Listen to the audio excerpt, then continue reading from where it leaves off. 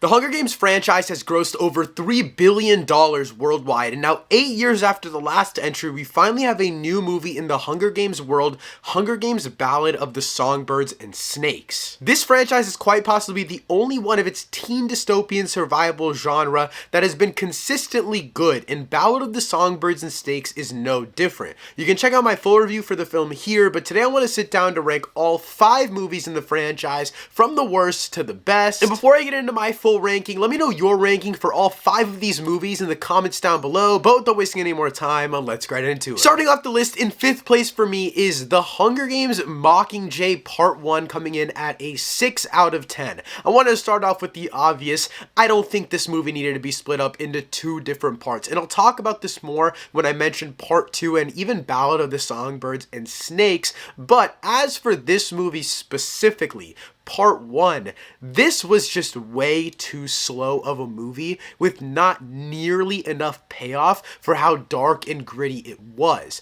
Pretty much every single movie in this franchise is very dark. It's very, very heavy thematically, but there's always some level of levity in some regard, whether that be comedically or in terms of the action. There's always something that you can kind of lean back on that takes you away from the dark and gritty nature, which is something that is necessary to an extent in my opinion, and Part 1 has pretty much minimal elements of all of those things that I just mentioned, and it's fully dark and gritty without any real resolution. And I understand that it is a Part 1, but again, it just didn't need to be a Part 1. They didn't need to stretch this out to be a full-length movie. As for the things that were good about this movie, I think the link between Catching Fire and this film is what I found most interesting. More specifically, aside from the rebellion side of things, I think Peeta's story and him being captured by the Capitol was one that was probably the most entertaining factor of this film.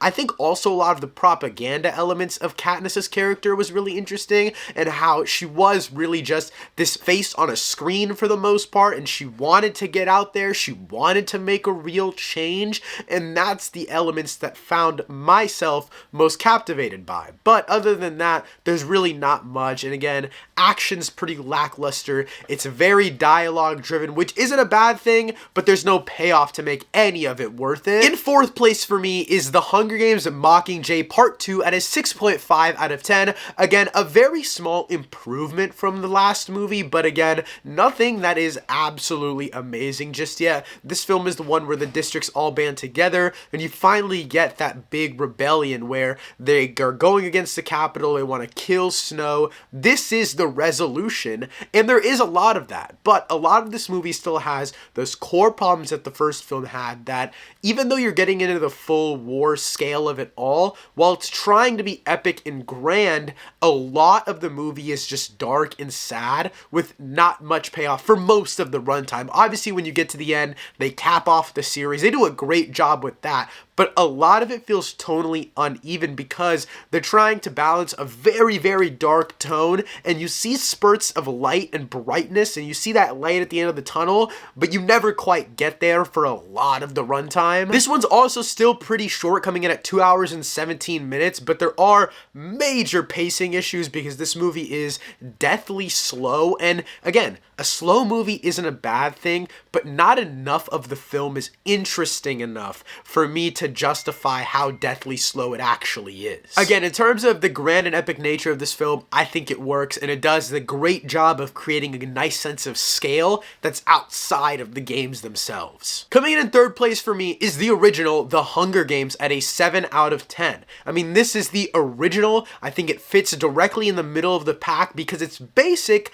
but it works. This is a basic survival story. The introduction of Katniss is great. She's a great protagonist, and the way that all of the characters are built around her also works really well. The world building is amazing, and the introduction of all of these side characters like Woody Harrelson's character, Peeta, all the stuff with the Capitol, I think all of that is just really, really cool, and everything is instantly intriguing, or at least it was to me. I watched all of these movies for the first time this year leading up to Ballad of the Songbirds and Snakes, and I was instantly captivated into the world right after this first movie because it was so interesting. I think why this falls directly in the middle of the pack for me is because the two movies above this just take that survival game and they elevate it to new levels. Again, this is basic, that doesn't mean it's bad. It works on a baseline level, it builds the world, it tells a good enough story, and that's why it's a perfectly good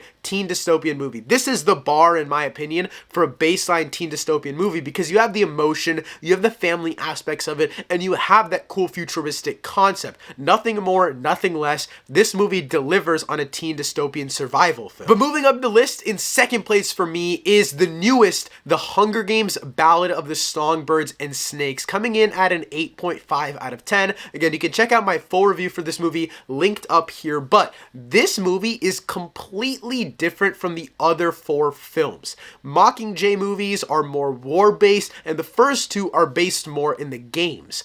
This film is a true character study within the world of the Hunger Games. The biggest difference is that yes, there are action elements, but this is by no means an action movie. It's more honestly a thriller film, which is why I like it so much. It feels like a genre divide from the first four films, and that's the only reason I think it really works and feels semi-fresh. It also includes arguably the best performance in the entire franchise by Tom Blythe as President Snow. He plays a young Snow that is just instantly very intriguing, very, very interesting, and obviously by his side are Rachel Zegler as Lucy Gray, along with Viola Davis, who plays that original Game Maker character, and Rachel Zegler does an amazing job with all of the musical elements and bringing in a great sense of emotion, not exactly what Katniss Everdeen's point was as a character, but honestly kind of the opposite, bringing a completely different thematic element into the franchise.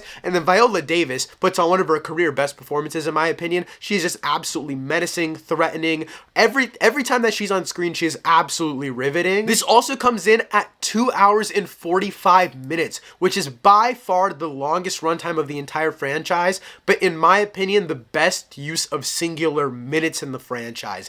Every single minute of this film is jam-packed. I think between the second and third acts, which this movie has very distinct act structures, between those two acts, there is a little bit of a pacing problem, but aside from that, every second of this film is packed with just lore, adventure, thrills. I absolutely love this film. But with that being said, in first place for me is Hunger Games: Catching Fire, coming in at a 9 out of 10, and holy shit, this movie blew me away the first time that I saw it. The first thing that I have to mention that I feel like everyone mentions is, yes, the IMAX camera aspect ratio change blew my socks off. That shit was absolutely mind-blowing, and it got me so hyped to watch the rest of this film. It's one of my favorite uses of IMAX cameras in film ever, but technical stuff aside, I think story-wise, this movie is great. I love the fact that they take the past winners and put them into the new fight. I think that works really well. I love the evolution of the arena as well. That's such a cool idea, from the monkeys to the poisonous fog to the literally shifting arena.